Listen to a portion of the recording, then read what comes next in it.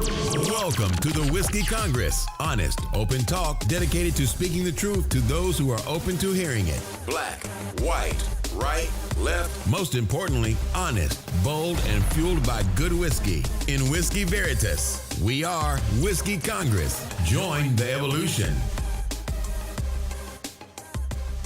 Welcome once again to Whiskey Congress, together in the Cleveland studio with a whiskey to review. We have Knob Creek Rye, 100 proof Knob Creek Rye. If you're watching this on YouTube or on Facebook, you'll see the bottle. Our on-demand section. Our on-demand section, right? Because we're kind of a big deal. So Knob Creek Rye. I scored it. I scored it. All right. You want me to go first, or? Yep, go ahead. I give it an 86. Okay. What'd you give it? I gave it an 88. Okay. Wow. It doesn't taste good. Okay. It doesn't have any nothing about it made me say, what? You know what it tastes to me? It tastes really old-timey. It tastes to me like a whiskey you would have in a saloon in 1882 after winning a gunfight, which then it would probably taste great. Because you just want a gunfight. That's a great call. That's a great call. But I mean, and rye is supposed to, by design, not be as flamboyant in terms of flavor. And so it is a little drier. It's, I guess, stiff on the palate, and it just doesn't really jump out. I think, you could use this to make an old fashioned, and that's where you could dress it up a little bit. But I've had some ryes that actually have decent flavor. This one just did, Knob Creek didn't really come through with this. Again, it's okay. I'm drinking it. I don't hate it. Right. Again, like I wouldn't just sip on this. I bought this when a couple weeks ago I went on a whiskey buying spree, and I never binge, which is not something I feel bad about. I like Knob Creek's bourbon. Mm-hmm. Frankly, the only time I remember drinking a rye on a regular basis wasn't even truly a rye. It was a Manhattan, an infused Manhattan made with a rye whiskey at one of my favorite joints in Laguna Beach, and just like you said, it's probably great for a Manhattan because it's got that bold whiskey flavor, but it doesn't have any real notes. It doesn't have any, and it does it for 100 proof whiskey. It doesn't burn that much, so I'm guessing that's why it probably got a few more points out of you than me. Yeah, most likely. That's true. Although I did say before we started I was going to knock it down because the wax from the cap just broke all over the place and ended up in your glass. That's kind of user error, though. That's fuck you. All right, get mad. All right. So anyway, 86, 88. We'll call it an 87 if we average the two. Knob Creek Rye 100 proof. How was your week? Busy.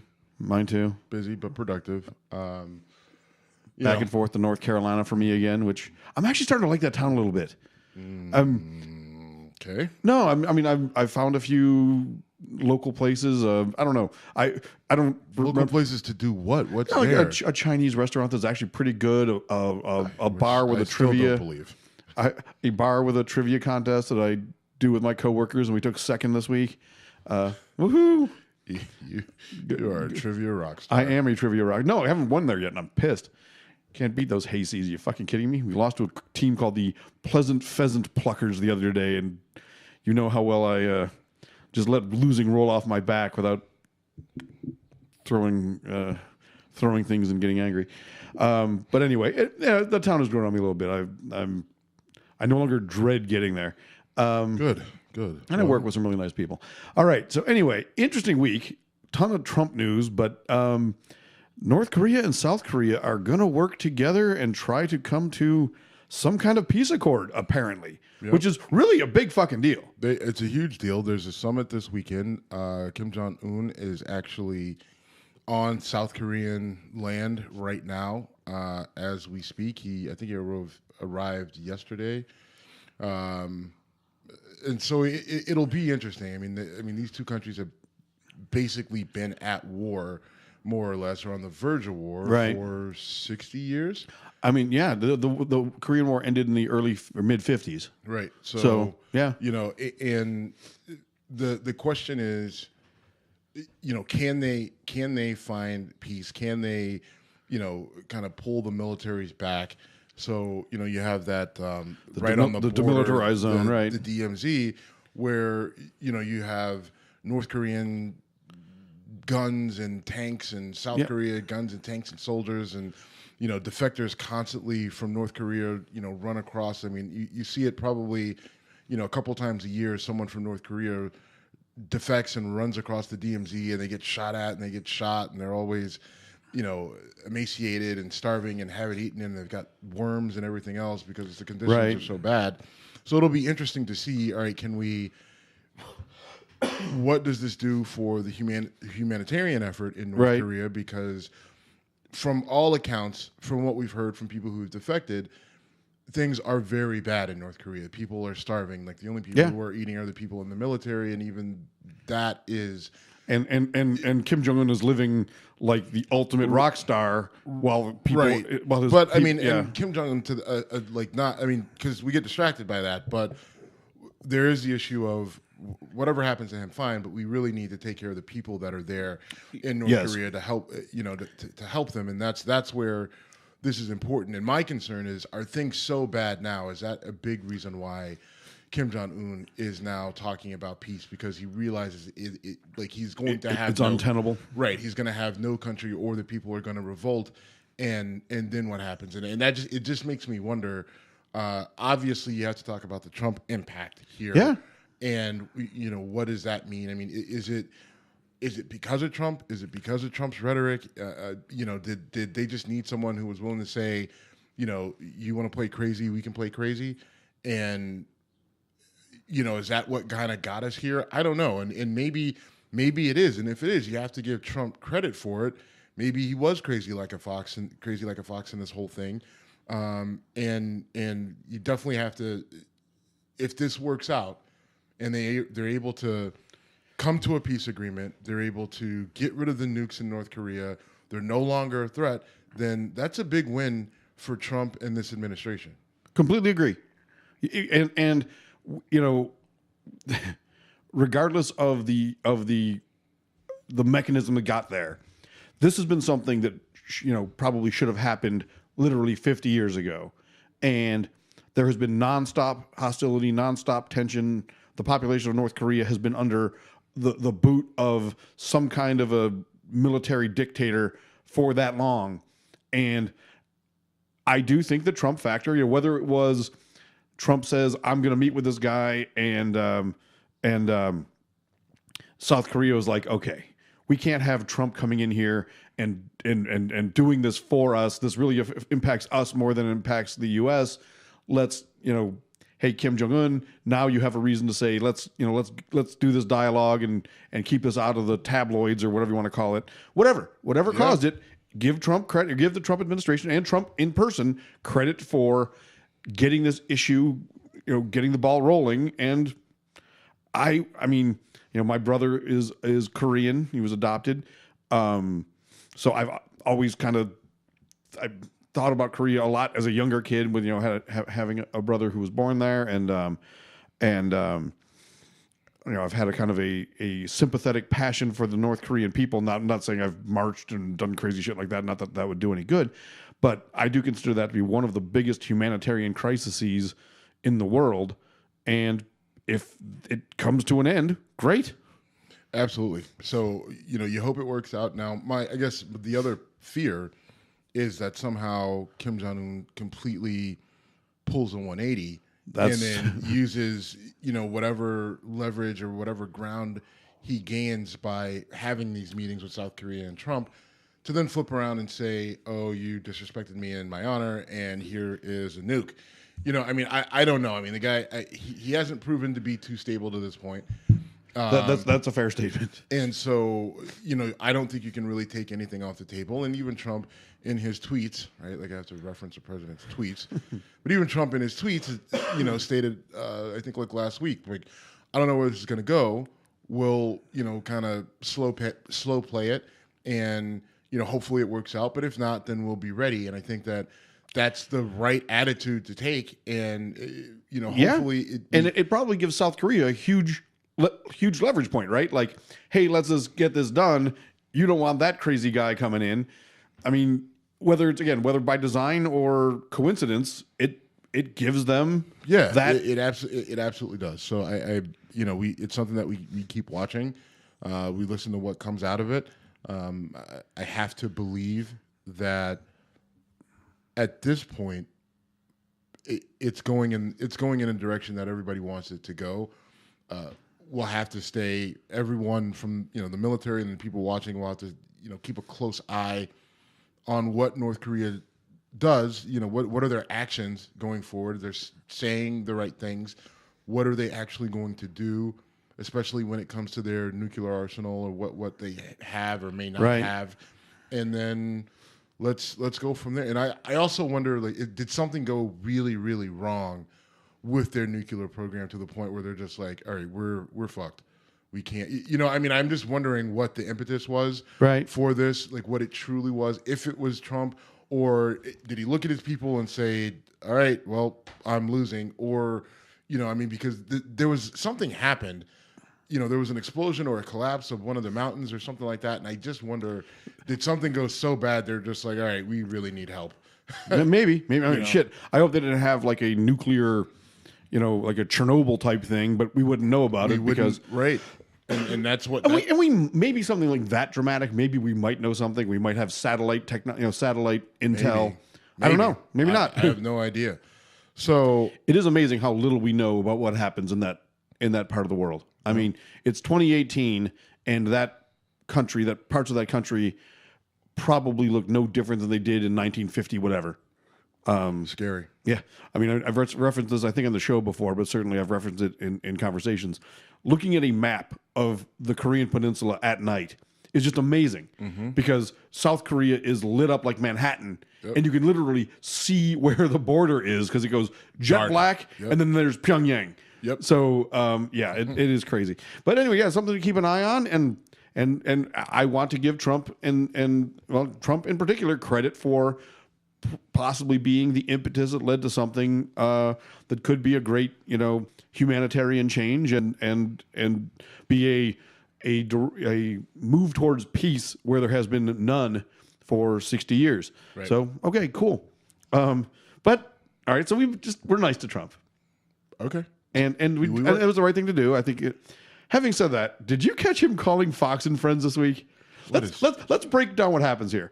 He's watching Fox and Friends. He's in his morning tweet mode. He calls the fucking show. Now, I don't blame them for taking the call because how do you not? Right. But he literally gets on there and starts, Lion Comey is being Lion Comey and he's committed crimes. And if my Justice Department was doing their jobs, they were like, whoa. That's your Justice Department. Right. Well, while this witch hunt is going on, they're telling me not to interfere. Forgetting all of that. And just saying, how fucking crazy is it that the president is calling a morning show spontaneously and ranting? I don't know. I don't understand. And this is one of those things where some people would look at it. If you're a Trump supporter, then you'll look at it and say, why does it matter? It's not really a big deal. He did say something in there that Comey was representing him with the whole thing with Stormy Daniels. No, Michael Cohen. Or Cohen. I'm sorry. That Cohen was representing him with the whole thing with Stormy Daniels, right. which is interesting because of his claim that he had no idea what Cohen was doing, and he's kind of he hasn't come out and denied having a relationship with Stormy Daniels, or I think her name is Stephanie Clifford, her real name. Correct. She did get Penthouse Playmate of the Millennia just recently. Thank you. I saw that on social Is anyone media. here from Penthouse Magazine? Then we're not talking. That's a line from Splash. I'm sorry. Okay. So I think that's where people around Trump are just like, you have to get yourself under control. Yeah. Right. You may have just thrown someone a bone that we didn't want to throw them because you're now acknowledging that Cohen was working for you in some capacity in dealing with Stormy Daniels, where you had previously said he wasn't. You had no knowledge of what he was doing. So, and that's big. But in terms of just some people look at it and say it's bad form, and it shows that that's what he listens to Fox and Friends, and that just confirms it.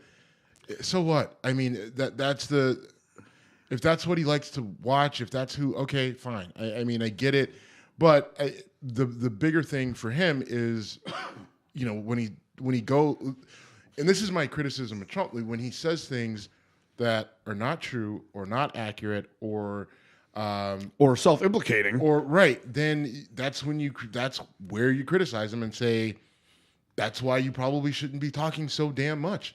Right? You're a lawyer, and as a lawyer, if he was your client and you were dealing with him in a number, in a number of sensitive matters, wouldn't you be losing your fucking mind? I mean, every lawyer I talk to about anything will say the first thing they want their clients to do is shut the fuck up. Now, that ain't gonna happen to this guy, but I mean, with a guy like Trump, you recognize that you're only going to have so much control. He is just, the spotlight, the limelight, the attention. It's a magnet for him, right?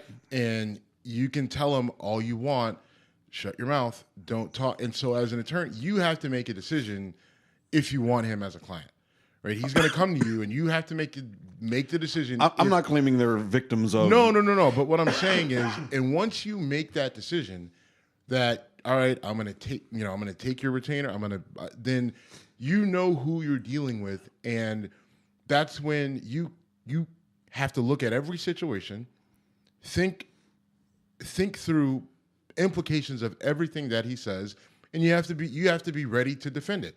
Right? You can be as pissed and annoyed about it as you want, but you have to recognize that he is saying things that may have a actual impact on a legal proceeding at some point in time, and you can't miss it, right? You can't miss it, and that's the thing. It is a 24/7 job with him. Now, because he's not under oath, can any of that be just dismissed? Well, as like, yeah, okay, I mean, he said it on Fox and Friends. It's an entertainment network. Blah blah blah. I'm sorry about the coughing. It's back. Yeah, back. It seems like it comes back every Saturday. It doesn't go. You just see me then. It never goes away. I think I have tuberculosis. Sucks to be me, but hey, tough shit. No, you should probably get that looked at. No, I don't have tuberculosis. I'm doing a lot better. I know. Actually. I'm just saying. I did tell someone the other day that I was playing Doc Holliday in Tombstone the musical. So, in terms of can it be used against them? Hold on. Okay, so we had to take a quick break, and we're back. Jim handling work stuff, being all engineering, all and techie, professional and whatnot. And we got to do a better job at editing and just edit that stuff out. Fair, fine. People can deal with. We're entertainers and professionals. Right. So you were asking me before if Trump's interview can be used against him in court. Absolutely, it can. It can absolutely be used against him. They could say if anything he says, if he's made statements that they've used in court for any number of purposes, and he says something that contradicts it in the open for public consumption, then they can go back and say, here it is. This is what he said. Now, that's when you bring him in under oath, and you say, which is it, A or B? Okay, so either back this up or, okay. Right, one or the other. So it could absolutely be used against him. I wouldn't be surprised if something's not already... I forget, I think it was Alan Cox show I was watching or listening to, and he said basically that, is it Avante? What's Stormy Daniels' lawyer's name? It's like Avante or something. Avante, yeah. He was like, I'm sure this guy just has Fox and Friends on his DVR. It just sits there. His exact line was, Alan Cox's exact line was, I don't know if this guy's a good lawyer or just found the right gig or something. Just I don't have to do anything. Just sit back and let this guy bury himself. Well, that's and that's the trouble with a client like Donald Trump. And so we should also mention, if you're watching, we did we gave the hook to Knob Creek Rye. We went to the relief pitcher, went to the ace. We brought in the bottle of Blanton's. The further we went along with that stuff, it just wasn't working. It did not get better and was getting harder to drink. Yeah. So I jumped off the beer train, though. I jumped into some sparkling Deer Park water. I'm drinking homebrew. Yeah, my second homebrew. Yeah, and I jumped into some Blanton's myself. So yes. And we reviewed Blanton's before. I do have a tea. Yeah, you got a tea. Yeah, I do. if you don't know, Blanton's has on the top of the bottle, there's a racehorse with a jockey on it. Obviously it's bourbon, it's Kentucky Derby, but at the little back right hoof of the horse, there's always a letter, and it spells out Blanton's. Right. I know people who collect that shit, and like it sells on eBay. Do you do? Yeah, I have. Do you need a T? I don't think I need a T. Okay. I might. I don't know. If I do, when we're done, I'll take it. Oh, you're not going to ask me. You're just going to take my... You just asked me if I need a T. Didn't say I was going to solve the problem if you did. Well, now I am just going to take it. And I may not wait till it's finished either. You don't spend enough time here, a-hole. You have a key to my place, so... Oh, your Blanton's is gone. What must have happened? File a police report, bitch. Is what Exactly. All right. So anyway, let's move on. Yep. You want to talk about Ben Carson? Yeah, so this is just, and this hits home for me, you, yeah, because it's right in my wheelhouse. Ben Carson, who is the Secretary of HUD, has said he's got a new proposal to raise rents for people in low-income housing, and he would basically triple their rents.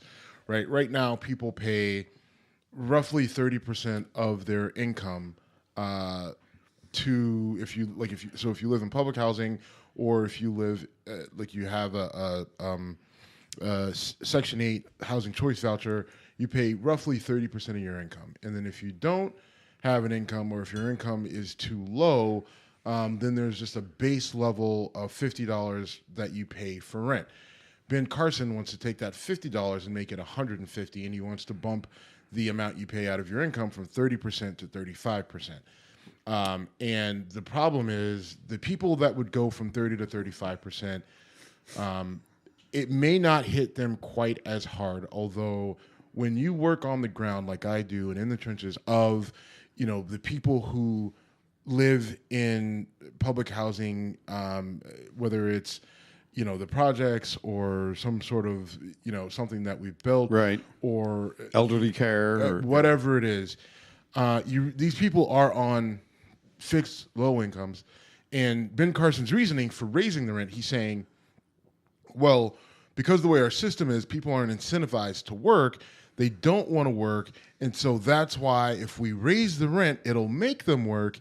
And, because he wants to put in this, work requirement. And I work with this every day. It's not pie in the sky. I spend a lot of time in, working with tenants, talking to them in their homes, with them, in some way, shape, or form, whether it's a big meeting, or it's just explaining to them what we're doing from a construction standpoint, or getting an idea of how we're going to have to move people around when we're building new apartments or renovating apartments, and then just talking to people in general, just so that I get a sense of what's going on, right? Everywhere, all over Cleveland. I did this in Cleveland. I did this in Baltimore. I've done it in D.C. I've done it in Chicago. I've done it all, enough places where I think I can speak on this. Yeah, I think you can more than most. And people who live in these situations, a lot of them, most of them do actually work. And they're not choosing to work, or they're not choosing to take a low-paying job so that their rent doesn't go up. These are very proud people in most instances, who are in tough situations. And while we're saying the economy is getting better, they haven't seen what everyone else has seen. They're not seeing big increases in salaries, and they're not getting $1,000 bonuses because of tax cuts. They're not seeing any of that. Their situations haven't changed. Their situations haven't changed in 15 years. If they're even working, that's for them, that's a win. And they would love to be in a situation where they made more money if they could, and be able to move out of the project. The issue is them being hired, them finding that job that would allow them to move from the situation that they're in into a better one. They're not saying, well, I don't want to lose my cheap housing. I don't want to continue, I'm going to not take a job making more money so that I continue to live here in this public housing. That's not the attitude. That's not the sentiment. A lot of these people, they're in this situation.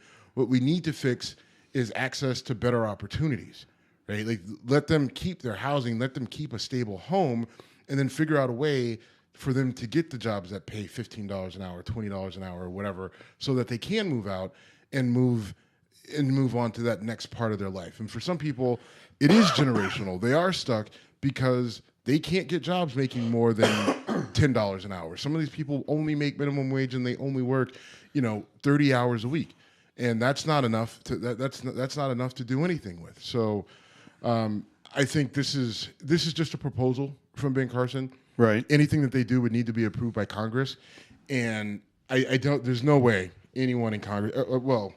The Democrats, really? the Democrats in Congress wouldn't let this go as is. And Ben Carson, it's a starting point. So there may be some raise in rents, which is going to be any time you see a raise in the rents in these situations, it's going to cause a problem. It's not something that I'm looking forward to, given my job, if they do go through and raise the rents on people, because people are not going to be able to afford to pay it, and people are going to end up on the street. So you and I have talked about issues related to this in just, hanging out as friends. And one thing that really struck me once when we were talking, you were on a project, and I don't know enough details, and I wouldn't want to bring up details, but you were basically saying, like, you had to tell these people, we need to move you for a period of time so we can renovate and do things to help you. Mm-hmm. And there's a lot of distrust. Yeah. And there's a lot of fear, because paranoia. It's not paranoia, it's fear. It's like, look, I'm trying to live here and I'm scraping by, and now you're coming in there. And I remember you telling me a story where, like, some younger white kid came in and told them, oh, don't worry, everything's fine. And these people thought, you want me to trust you? You're a 26-year-old man bun. I don't know if the kid had a man bun or not. I'm projecting man bun and beard. Right. And it's generally fucking with people's lives. And this is an attitude that I think a lot of generally right-leaning people have is, well, some number of people are working the system and we need to stop that. So we're going to fuck the 92% that are not to stop that 8%, or I'm making numbers up, obviously. But that's a fucked up way to try to solve a problem. It really is. And the reality is that there are a small percentage of people who are gaming the system. Right. Absolutely. Every system gets gamed. Everyone. But to hurt the general populace to stop that is a terrible way to address a problem. Sorry. So, again, working Cleveland, Baltimore, DC, Chicago, like, you see it. And when you see those people gaming the system, every housing authority, they know about it, they're aware of it, and they take the necessary precautions to try to stop it. But there's a lot on any housing authority in any given city or metropolitan area. It's the classic example of there's a lot of responsibility and not enough resources, right? Whether it's money coming in, and money isn't always the problem. It's actually the people who work in the housing authority, having enough people who are competent enough to be able to handle all the different situations that arise when you are trying to house, thousands and thousands of people, right? I mean, there's just a lot of responsibility that goes with that, and being able to find enough competent people to handle it in an efficient manner is difficult, and that, in part, is the problem that we see in trying to kind of curtail the people who are gaming the system. So again, instead of screwing all these people over who aren't gaming the system, we need to figure out a way how to get housing authorities better help, how to get them, better talent. We need to figure out a way to draw in better talent.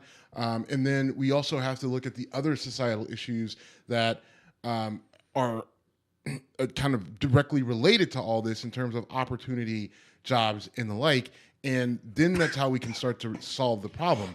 Squeezing these people for money that they don't have and then kicking them out on the street because they can't afford to pay their rent. Well, that hasn't resolved. That won't resolve anything. That'll make a bad situation worse. It'll hurt people. And who this hurts, there's a high percentage of single mothers that live in public housing, right? Okay. I mean, it's just true. Okay.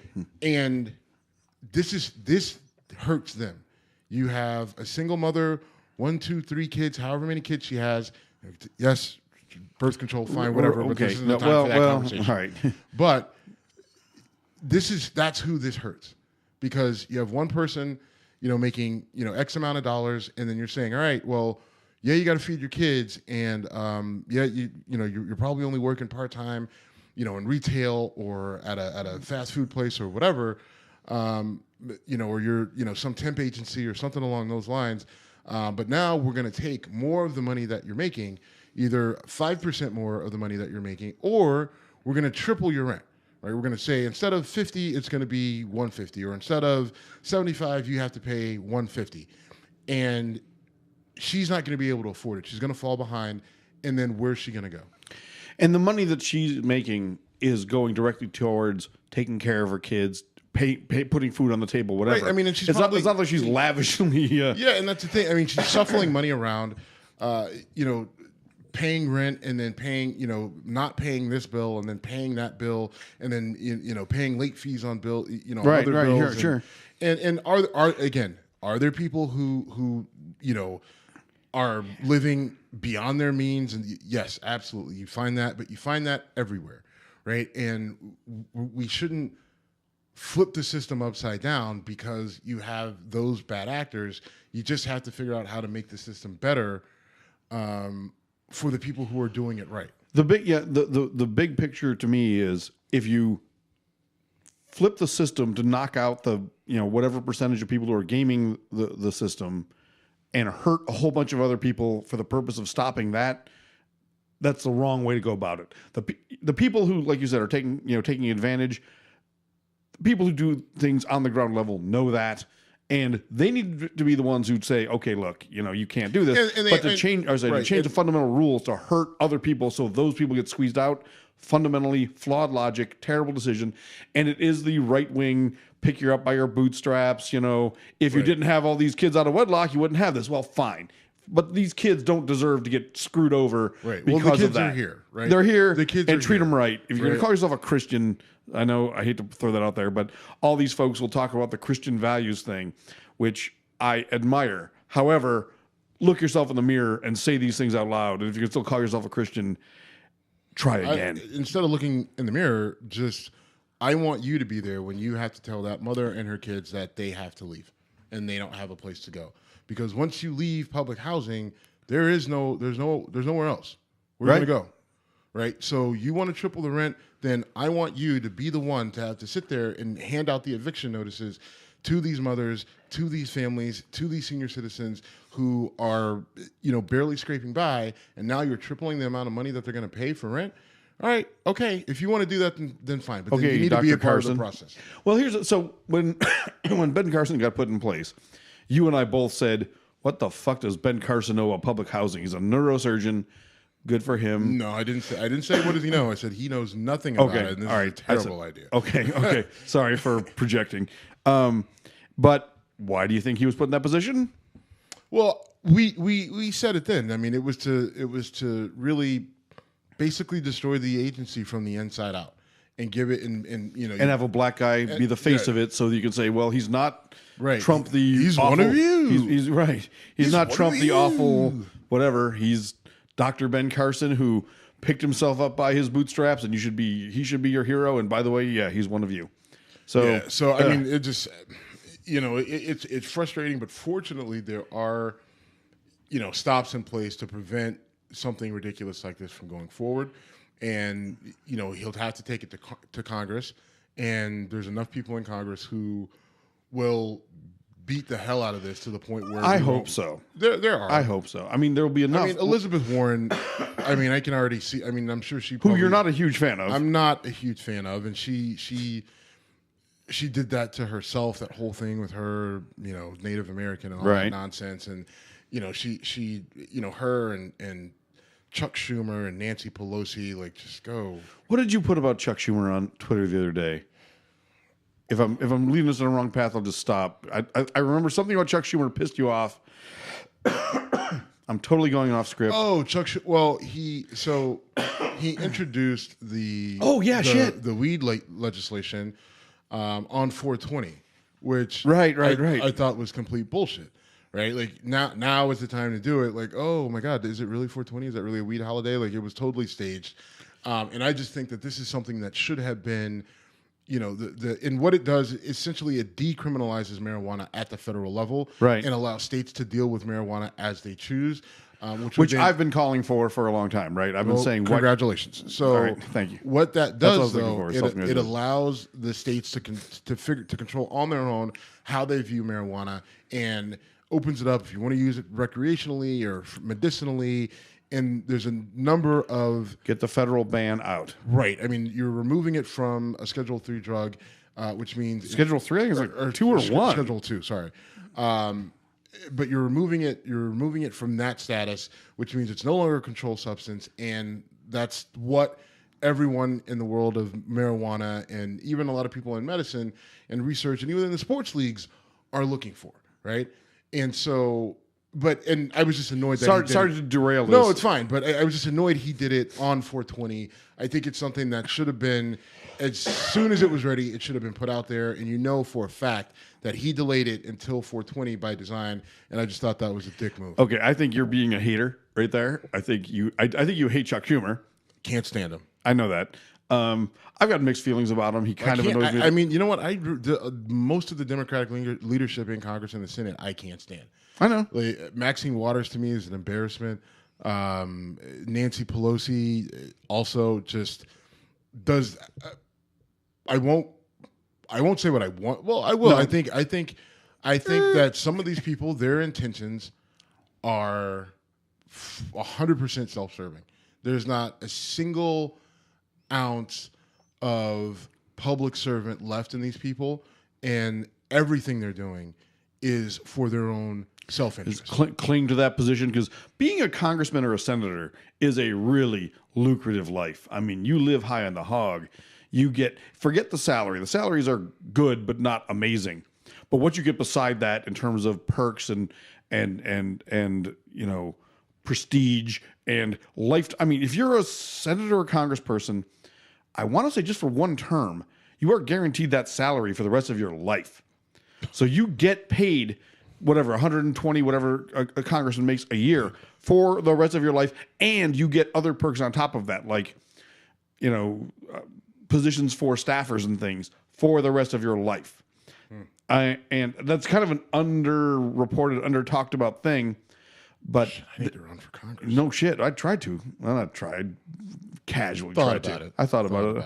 I knocked on some doors and talked to some folks and realized they wanted me to stuff flyers underneath windshield wipers. And I'm like, I want to run in a very blue district as an unwinnable candidate, which, by the way, has become in vogue now. Now it's actually working for people. So whatever.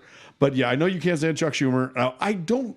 You and I think, traded a bunch of text messages about this because I said, I don't know that Chuck Schumer is that aware. You disagree with me? I fully disagree with you. I know you do. You know damn well. That dude is way too political savvy.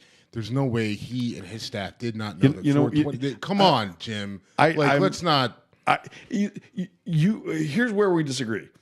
You think, I believe it came out on 420 for a reason. I think it's just as likely that some 22-year-old staffer said, Mr. Schumer, we should do this today. I don't know why they have a Bill Clinton voice, but I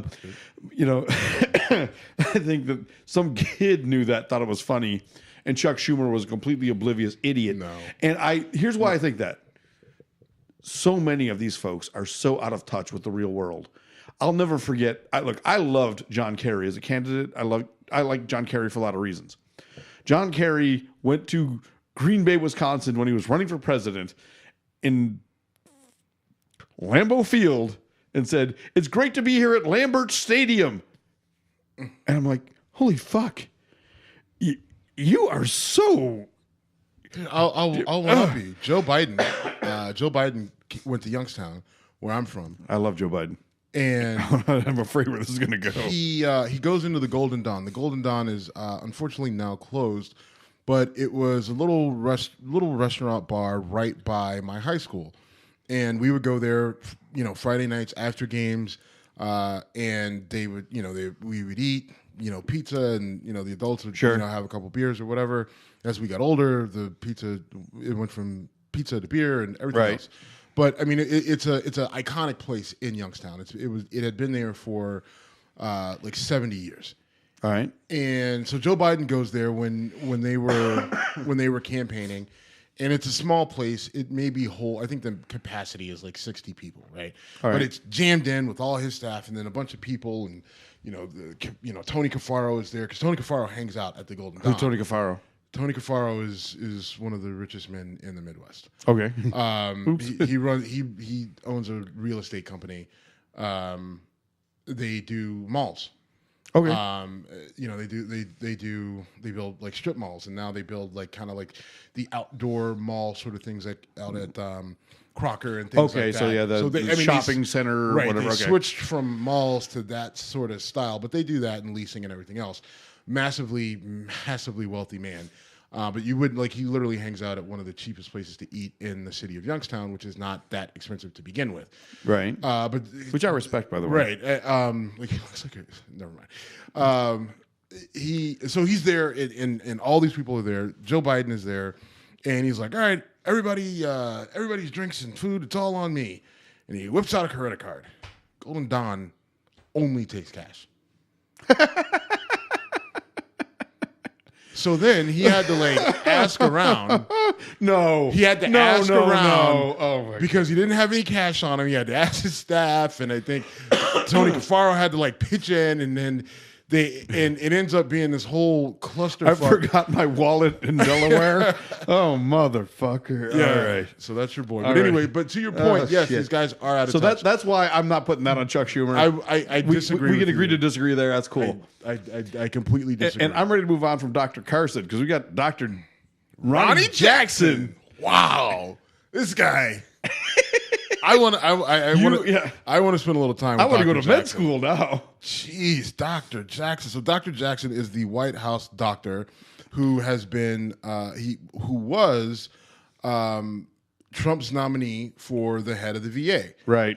And because Trump fired the other head of the VA, Right. so he needed to replace him. So he wants to replace him with his doctor, Ronny Jackson. Well, Who he likes him. right. He Great. likes. You know why he likes him? Because he listed Trump at 229. Yeah. I weigh 220. I'm 5'9". If Trump is 229, alrighty then. Okay, right. I can lose a few pounds. I'll admit that. The camera has displayed that. But come on now. Yeah, you don't have to tell me. So you have this Ronny Jackson character who, when he's got to get Certified, approved, by the Senate. confirmed. Yeah, confirmed. Thank you. He's got to get Senate confirmation, and all of a sudden it comes out that these like different allegations against him that are all brutal, right? That he's created a hostile work environment, sexual harassment, drinking on the job. He was banging on a hotel door of a coworker, A female coworker. He was hammered at like 3:00 in the morning. I gotta go in. Is that wrong? I gotta plead innocent here because where I come from. That's a Seinfeld joke. If you don't get it, it's on you. Is that wrong? Was that wrong? Yeah. So You had sex with a cleaning lady. That's Seinfeld. Sorry. So his whole situation is very messy. He had to step down. He had to remove himself from consideration for the position of the VA, and now his actual, standing in the military, because he's a military doctor, his standing in the military is in jeopardy. I'm not sure if he'll even be able to keep his job as the White House doctor. I mean, Trump would have to make the decision to fire him. I think Which is probably unlikely, right? He likes this guy, and I think the political... you wait for it to die down. But, I mean, they're going to have to... now. But they know about these different allegations, and now that stuff has to be investigated. And if it bears fruit, then yeah, he probably will have to fire him. He probably should. I'm kind of... Let me say this. I almost feel sorry for this guy. He's obviously a train wreck. And I just... He is. I kind of feel sorry for him. It's he created his own problems. Yeah, definitely. He's sleeping in the bed he made. No doubt. However... And he had a pretty cushy gig. I mean, you're the White House doctor. And exactly. And he just... Listen, if chances are I know that I'm an asshole, right? So there's certain things... I disagree. That you're an occasional asshole, and you're a 10 and an asshole when you are on those occasions, but it's not your default position. You don't know if I just insulted you or complimented you. Oh, you're not, but when you are, oh, you're good. So the issue, like when you know that you are that big of a prick, right? You know that you were hammered, banging on a coworker's hotel door. You know that you tried to play grab ass in the office. Like, you got to go to the president and say, "Hey, I'm honored, but you know, this is not a good idea. Let's not do this." You know, I don't think people at that level are cursed with self-awareness. Well, we know they're not. Right. So we know they're not. The So idea you're that right. someone like that's going to say, "I don't deserve this massive promotion and whatever," is not in the DNA of people like that. I guess I just don't understand. Like, there are, you know, I mean, I'm not in any sort of limelight at all. And there are things in my past that I'm very aware of, that when certain opportunities are presented to me, I think about it and I say, maybe let me think about that.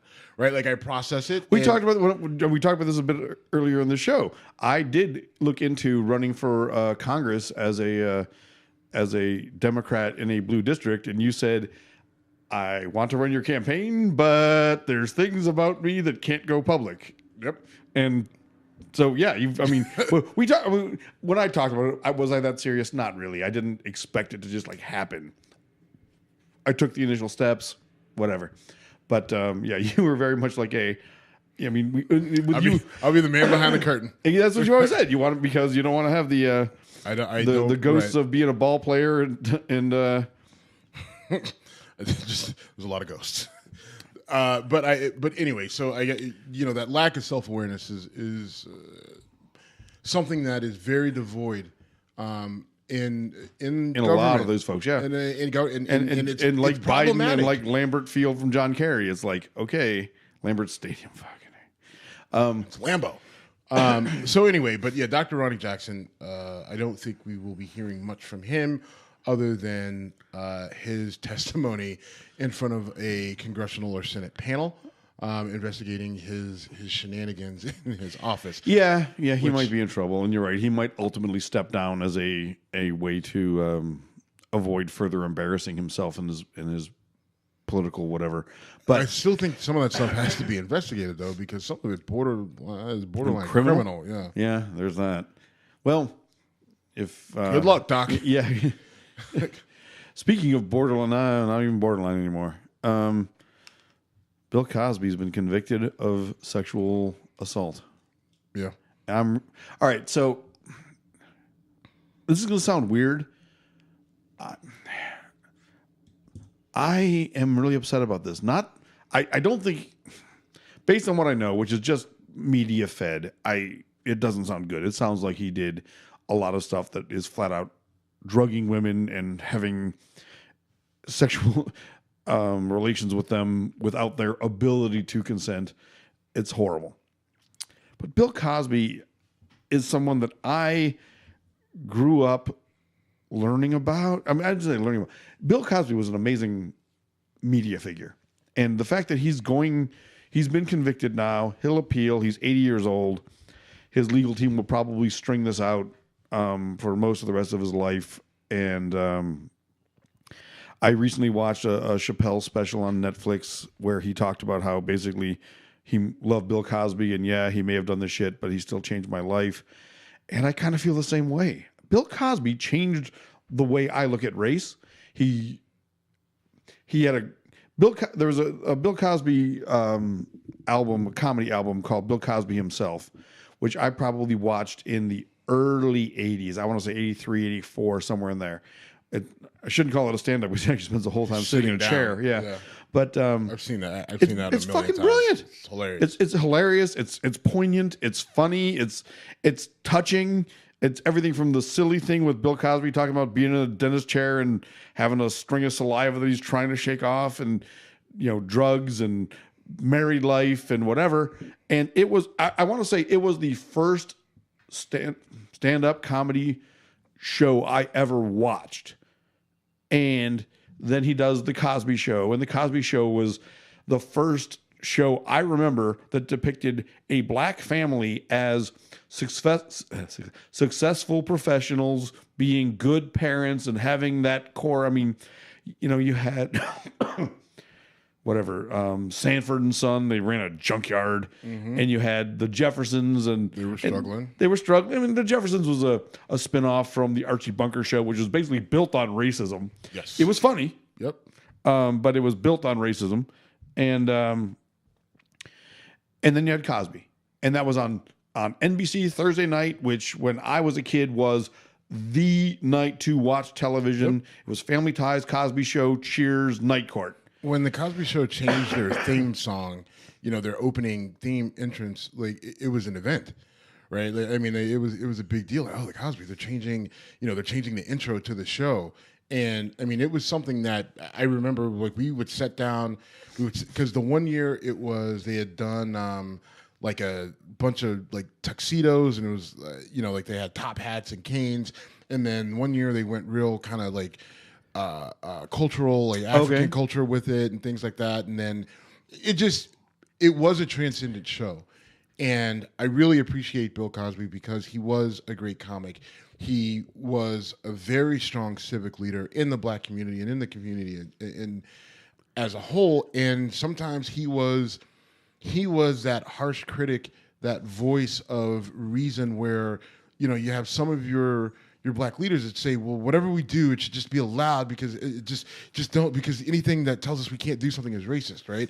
And Bill Cosby would come out and just like, well, you can't act like an idiot. You can't walk around with your pants hanging down. You can't do this and you can't do that. Right. Like, you need to respect yourself, and you need to, in order for us to advance as a people, we have to respect ourselves and our culture more, right? And I think, and a lot of people attacked him for it, but it was something that needed to be said. It was important that it was said because it did provide some balance. And there are people in kind of leadership roles or in roles that have voices and platforms that maybe aren't quite as critical, because I mean, I think Cosby was kind of grumpy old man with it a little bit. Sure. But there are people who have taken that message and have pushed it forward, and it's because he kind of took a lot of the heat for it, and now people are able to kind of remold that message and say, yeah, there are things we have to fight for, but we need to fight for them the right way.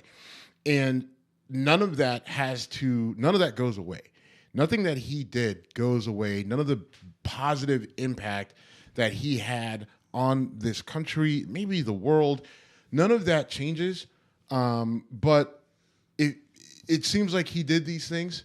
He's got to be punished for it. I don't know how much time he'll actually spend in jail for it. But it's just, I don't know. It was never acceptable to drug someone and have sex with them when they were unconscious, right? Whether it was correct 60s, 70s, 80s, it's just not okay. Here's the thing that comes out to me. Again, I didn't even bring up Fat Albert, which was a transcendent show, and it was Bill Cosby giving a moral lecture at the end of every show, and again, making white suburban kid who had two black kids in his school see things differently, think differently, and learn. Bill Cosby, as an older guy, was past the events that led to his ultimate conviction, and just couldn't stop taking jabs at mostly black comedians, from Eddie Murphy to D.L. Hughley to Cat Williams, and ultimately it was Hannibal Buress. And I love Hannibal Buress. I think Hannibal Buress is a amazing comic. He's hilarious. Without getting too far off the beaten path, I tripped and fell into Hannibal Buress because he was on this stupid show on Cartoon Network. And if you don't know, like, I'm obsessed with I watch cartoon. Not obsessed with them, but I have to watch cartoons before I go to bed. And like, it's the only way I can sleep. It's weird. It's been that way since I was a kid. And so Hannibal Buress is on the show on the Cartoon Network with Eric Andre, right? And I'm not a big Eric Andre fan. Like, he's a big kind of over the top physical actor or comedian. Yeah. And I'm not super into it, and he takes things a little too far. But Hannibal Buress is on the show, and he basically, Hannibal Buress says very little on the show. And I couldn't figure out who he was, right? I'm like, who the hell is this guy? So I looked him up one day, and then I started watching his stand-up, and fucking great. He made me laugh like I hadn't laughed in a long time. Just very real world, not really giving a fuck about who he offends, but he doesn't take it over the top. Right. He's just like, this is how it is, and if you don't like it, whatever.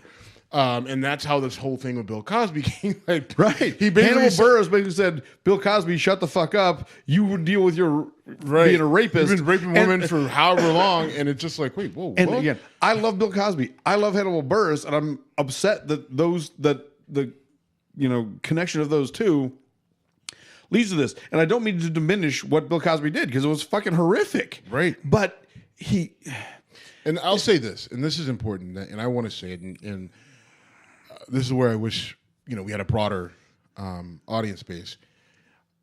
As men, yes, women don't owe us sex under any circumstance, right? like, absolutely true. They don't. That's owe been us, proven to me many times. they don't owe us sex in any like for like you take them to dinner, you marry them, you. Well, I'm just saying. Like, you're right. You, it's like not. You buy it's them not, something. You buy them flowers. You hold the door open. You buy them a drink at a bar. None of that then translates to they owe you sex. They owe you a hand job. They owe you a blow job. They don't. Women don't owe men gratification. Dick. Right. Gratification. That's kind of weird. Gratification. But they don't owe women. Women yeah. don't owe men sex. So, men, we as a group species have got to. I mean, because this is where the Me Too movement and the Time's Up in whether it's Bill Cosby or Aziz Ansari, and now Tom Brokaw has been dragged into it, I guess. Like we have to respect the fact that women boundaries, we respect the boundaries, but respect the fact that women don't owe us anything. And if you approach a woman and she rejects you, then you take that rejection like a man. And you go home and listen, left and right hand are undefeated. They never turn you down. Right? I mean, it's just the reality of the situation. Like we have to. You're not wrong. I wouldn't have said it that way. Right. I think that because I got turned down by my right hand once. Obviously the culture is changing. Yes. Right. In terms of, I think some of the misogyny and some of the just kind of accepted behavior that's always been accepted is fading away. But I still think that there are some attitudes that men should be able to just get sex when they want it because they've done one or two things nice for a lady, right? It's just like, I mean, and you see it, like you go out to a bar or something like that. If we go, somewhere downtown, some kid will, some 20-year-old kid will buy a girl a drink and, maybe she'll accept it and then she'll talk to him for a little bit. She'll walk away and go dance on somebody else. And that kid will be pissed. Right, because he paid $12 for a drink for her. And how dare she not fully embrace him as the knight in shining armor and go home and fuck him, right? And that sort of attitude is what we have to get rid of. And listen, I'm not a feminist, right? I'm not. Right. But we have to have a level of respect for the women that are in our lives, that are around us every day. If we really want to get rid of some of the stuff where, I mean, I see, because of social media, I'm connected to people and women all over the world. And it rips me up when I see how many have been victims of domestic violence, victims of sexual assault, victims of rape, just like, and that to me is disgusting, right? The fact that they have to deal with this. And one of the things that we can do as men is call each other out and say, listen, don't be a shitbag. And Bill Cosby, you were the ultimate shitbag. And there's a price that you have to pay. Now, the issue is, why is Harvey Weinstein not paying that same price? The shit he did. He probably will. The shit that he did, I mean, now, some of it is statute of limitations because of when it happened. But some of that stuff, the statute of limitations hasn't ran. Harvey Weinstein needs to pay a price. Some of these other guys that have been called out, like, they need to pay a price for their just dog shit behavior, right? That's part of the problem. That, okay, we had this Me Too movement and all these guys got fired. Matt Lauer's trying to restart his career. Right. One of the guys, bless you. Sorry, I sneeze like a woman. You do kind of. Sorry. So one of these guys, and I can't remember, maybe it's Matt Lauer or Matt Lauer is trying to. Well, he's one of these guys, and I can't remember, but one of the news guys, they're trying to get a Netflix special where they interview other guys who've been impacted by the Me Too movement, where they've lost their job or whatever, and basically trying to capitalize off the fact that you're an asshole, right? Like, I mean, and it's just like, where is the actual punishment for the people, for the men who were like, I'm sorry, Matt Lauer, you're a shitbag, right? You put a lock on your door, you lock women in your office, and then you whip your dick out. Like that, like, what is that? You know, like, listen, I'm as masculine as they come. Fair. I mean, I won't deny that. I'm not perfect. Like, I'm sure there's plenty of times where women have interacted with me and just said, well, you're a little, whatever. Okay, I get that. But at the same time, there's a difference between. At the same time, at no point in time, whoever decide, well, this is a good time for me to just whip my dick out and see what happens. Right? Like, that's look, yeah, I mean, I have, right. So I went to college in the early 90s. And I remember once getting shoved into a room with a passed out girl whose skirt literally was up at her waist. And I was just pounding on the door to get the fuck out of there. I'm like, I am not going to touch this girl. Okay. So you can't go from skirt up around her waist to I was just pounding on with the a door. pause. Oh, I got shoved into the room. Like, this girl it. passed out. I'm like, get me the fuck out of here. I'm not going to, this girl is unconscious. I am not going to do anything because that would be rape. Yeah. And Bill Cosby should have known better. But this is the ultimate example to me of, can you separate the art from the artist? Because what Bill Cosby did was really powerful, really world-changing. He did so much good. And in a really cynical, really simplistic attitude, it also says to me, if he could have just shut the fuck up about his criticisms of the Hannibal Buress's. Don't go there, Jim. I want to. Don't. I want to. You're right. I shouldn't. Don't. Because it doesn't make it right. Doesn't make it right. It's not fair to the victims. It's not right. You're right. You're right. It's not. It is in this particular case. Like Harvey Weinstein's a piece of garbage. We know this. He's produced movies that I love. I mean, almost everything that came out of Miramax, anything Kevin Smith did, and I fucking love Kevin Smith movies, had Harvey Weinstein's stamp on it. And I didn't know this until like a couple months ago. But Harvey Weinstein was a huge influence in Buffalo, where I'm from. There was a production company called Harvey and Corky.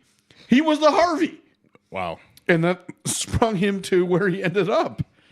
So is he from Buffalo? No, he's from New York City. I think he went to school at the University of Buffalo, and a lot of New York City kids go to school at SUNY Buffalo. And anyway, all right, this went down a weird path. We should also agree that Blanton's is fucking amazing. This is a great bourbon. 100 times better than what we were drinking before. Isn't that knob creep nonsense? Yes. I hate to trash them, but that will become Manhattan's. Which is fine. Yeah. And now, I mean, we still, at some point in time... I think my 86 is holding up better. I think if you had to rescore, I think we'd both drop it down a point or two. Yeah, 85. I mean, especially the way it's almost like it got sour. I agree. So... All right. So we'll be done with Cosby. I don't want to talk about it anymore. It's depressing. I think justice was served. Ideally, I was shocked. By the way, I was shocked it wasn't another hung jury. I mean, you know that I was a prosecutors did a better job this time around. I followed it. They did a better job. His defense also took a bad approach. They went the route of let's make the victim the person on trial. They tried to put the victim on trial. Made her look like an opportunist. Never goes well. Like, I don't know. Like it. Making lawyer Steve is about to jump out of his chest. It doesn't work. Not anymore. It hasn't worked in 20 fucking years. Making the victim out to be the person that you put on trial. It's a diversion tactic. People are too smart. I mean, frankly, if you want to blame or explain it, you have all these lawyer shows, Law and Order, SVU, Criminal Minds, whatever, like all these shows, you can't do that anymore. It's not a tactic. It doesn't work. It never works. And so part of it is on the prosecutors came with a stronger, their tactics were stronger, and the defense attorneys, Cosby, he got a new defense team, which I don't know why. Like, listen, you got out of there with a hung jury last time. You're better off probably sticking with the same crew. But anyway, yeah, I was, following it, I wasn't surprised. It felt like early on this was going to go against him. It did. And I think ultimately it was the right thing. All right. I mean, I didn't follow it as closely as you did, but I followed. I thought you were gonna, but whatever. Was that? No, I thought you were because I know this was a big thing. I mean, I followed the CNN reporting, but I didn't look into the details. I didn't dig in. All right. So we've been going for over an hour here. Okay. You just survived dealing with me on draft night. It was fun. First of all, we each did our mock drafts. I'll give you credit. You nailed the Browns' first pick. I didn't. Excuse me. I agreed with your logic. I just didn't think it would go that way. Yep. You put your name on it. Put your name on it. Yeah. Be a man. Did. Yeah. Baker Mayfield #1. Mayfield going to the Browns for me wasn't a surprise. It felt like they wanted to go with the guy who they thought that they said, all right, can go win games. We're going to teach you a little bit. You're going to sit behind Tyrod Taylor, a guy who doesn't turn the ball over, a guy who is a consummate pro, and he's going to get us to the middle of the road. And then when his time is up, it's going to be your time to step in and take us to the next level. And Baker Mayfield is the type of guy, listen, he had to walk on at 2 different schools, win the job, win the team. He did that, and he has put up solid numbers at Oklahoma in the Big 12. Solid, geez, he put up huge numbers. He put up video game ridiculous numbers. He made plays down the field. He made plays in short passes. He's got that sort of, I'm going to scramble and I'm going to do stuff that you shouldn't do, like throwing back across my body, but still get it done. And he can move, he can run. He's not the tallest guy, but he's the type of guy who the Browns feel they could put their franchise on, and he can carry them into the playoffs and maybe into the next level. And if the Browns are willing to say, we're going to commit everything we have to you being successful, we're going to, if Hugh Jackson and Todd Haley are willing to say, we're going to look at what you did good in college, and we're going to take some of that, and we're going to copy it, and we're going to bring it into our system, right? And we're going to do whatever you did well, that's what we're going to do. And then whatever language you speak, that's the language you're going to speak. If they do that, then this kid will be successful, and you'll see the Browns be successful.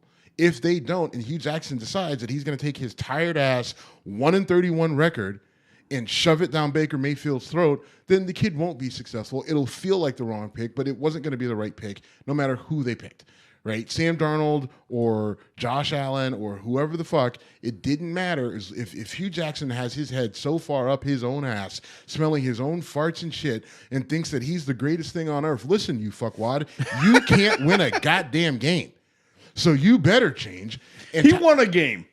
Not last year. Over 2 seasons. And so now they made the move to bring in Todd Haley. How much room does he give Todd Haley to work? That'll be interesting. Todd Haley is the offensive coordinator coming over from the Steelers.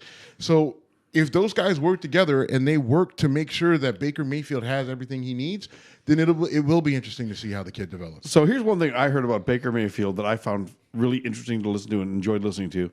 One person said he has a terrible attitude, he's egotistical, whatever, and a story came out that he got a call from an agent and hung up on the agent. And my initial thought was, that's dumb. Then I heard the rest of the story.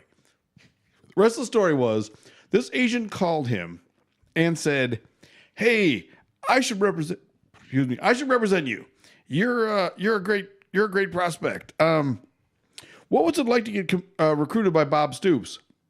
And Baker Mayfield said, I wasn't recruited by Bob Stoops. I walked on, and you didn't spend enough time to learn about me before you made this call. Fuck off. I don't know if he said fuck off. If he didn't, I wish he did. And then he hung up. I respect that so much. In my business, as a technical consultant, I get calls all the time where people say, hey, we should recruit you. Or not recruit you, but because I'm not signing $20 million contracts. But they'll say, hey, we got a project for you. I'm like, okay, great, talk to me. And then they'll start asking me questions of basically like, so have you ever tied your own shoes? And I'm not going to bore people with basic engineering stuff. It's like, wow, you don't know anything. You have my resume in front of you, and you've not even looked at it. And I have never been able to say fuck off and hang up, but I respect Baker Mayfield for doing it. I'm jealous of Ari Gold from Entourage just ranting. I'm jealous of Baker Mayfield for having the ability to say fuck off. Other people want to represent me who actually took the time to learn who the fuck I am. All right, I'm done. So that was really more about you than it was. Baker Mayfield. How does it become about me? Oh, because I said it. Okay. My thing with Baker Mayfield is a lot of people don't like his attitude. There's a local sports writer here, Tony Grossi. He works for ESPN 850. He can't stand Baker Mayfield. He doesn't like his attitude. He's this guy. A report came out that there's a camera crew that was following Baker Mayfield along with other people. Right. But Baker Mayfield was trying to figure out, all right, am I signing with Nike? Am I signing with Adidas? Am I signing with Under Armour? Who am I going to sign with? Right. Which is, you're going to be a top 10 pick in the draft. Right. That it's an income stream. Sure. This is a business. And, Tony Grossi is, this kid's more worried about who he's going to sign a shoe deal with than, playing football. Shut up. Stop with that. People are pissed that, earlier in the season, Oklahoma played Kansas, and the guys from Kansas when they did the coin flip, the guys from Kansas, Baker Mayfield stuck his hand out to shake hands like you do when you go out there for the captains. Yep. And the guys from Kansas put their hands behind their back, refused to shake his hand.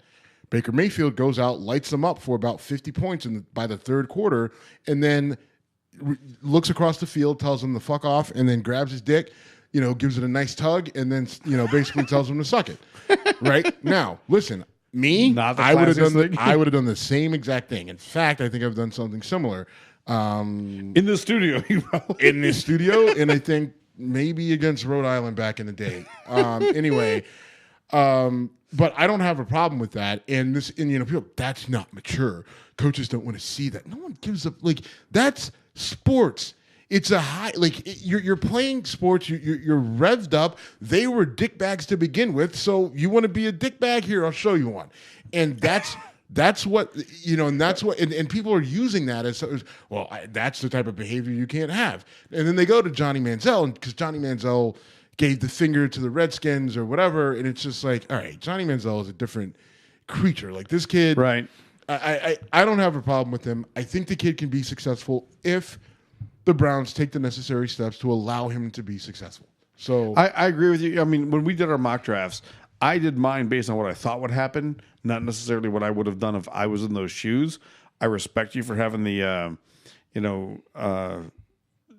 position to say this kid is a baller. You and I have talked about this while drinking at the bar. You said Baker Mayfield's a baller, and I was like, this fucking kid spiked a flag at Ohio Stadium. You said, you know what? He beat Ohio State. He whooped Ohio State. Right. And I didn't like it. I was in your living room watching that game. I was as pissed as you that he did. We knew what was coming when he did it. But the reason he was able to do it is because the kid can flat out ball. And so, but he's only 6'1.5" or 6 foot and a half, Steve. Okay. I'm being a jerk. And the funny thing that annoys me that they break it down to that bullshit. And to a degree, maybe it does matter. But here's the thing: when you give quarterbacks that aren't 6 foot tall a chance, it turns out that they can play football just like everybody else. As long as we play football in college behind midgets, right? Right. Doug Flutie did it. Russell Wilson is doing it. Drew Brees is doing it. Right. There are traditionally, you want the 6'3", 6'4" guy who's got a rocket arm and everything else. But there's been a lot of those guys who have flamed the fuck out. A whole lot. I listened to an interview with Ryan Leaf the other day on Buffalo Sports Radio. We didn't even talk about this. I was just about to go to Ryan Leaf. Okay, go ahead. No, I was just saying, Ryan Leaf was the guy who flamed out, and his issue, he had the height, he had the weight. He was a prototype. He was a prototype. They coming out of Washington State, and but he didn't mentally. He didn't have it, And I look at a guy like Baker Mayfield, and mentally he has it. I don't care that he grabs his crotch or whatever. He did have a run-in with the police. That was stupid. He got drunk as a college student and freaked out. Who gives a shit? Right. It's just and we live in an era now where, and I guess the criticism would be, you have to be aware. It is 2018. It happened in 2017. And it's hey, I need you to be aware that there's a spotlight on you, but it happened. You moved on. We didn't see a pattern of behavior there. We just saw a guy who got drunk, got stupid, whatever. In 1993, I was at a college party, and there were athletes from WVU where I went to college. And if you're watching the show, you'll see the shirt. Throwing the Mountaineers thing out there. And let's just say this party got a bit out of hand. And my cousin and I left this party before it got really stupid. But the police showed up. I was gone before it went crazy, but that was just partially by luck. And had I been there and had I been one of those athletes, it could have stained my reputation through no fault of mine. Now, again, dude, come on. I know. The police show up all the time. Well, this was particularly bad because a Jack Daniels bottle got thrown out of a highly elevated apartment and crashed right in front of a police car, and all of a sudden it was like, and John and I, my cousin John and I, were like just outside. We're like, we should be somewhere else now. We left 10 minutes before shit went wrong. Should we shut the show down on that? Because we've been over an hour 15, and we want to hear tales of Jim at WVU with his cousin John. Jim and John. All right, this is Whiskey Congress. We're at Whiskey Congress on all social media. Dude, I enjoyed talking to you as always. This is a lot of fun. I didn't go on a total Bills draft meltdown. I'm surprised. I would have gone there, but anyway. At Whiskey Congress at social media on all Whiskey Congress. That's what happens when you switch from 100 proof whiskey to an even better one. All right, brother, you ready to roll? Yes, sir. Good night.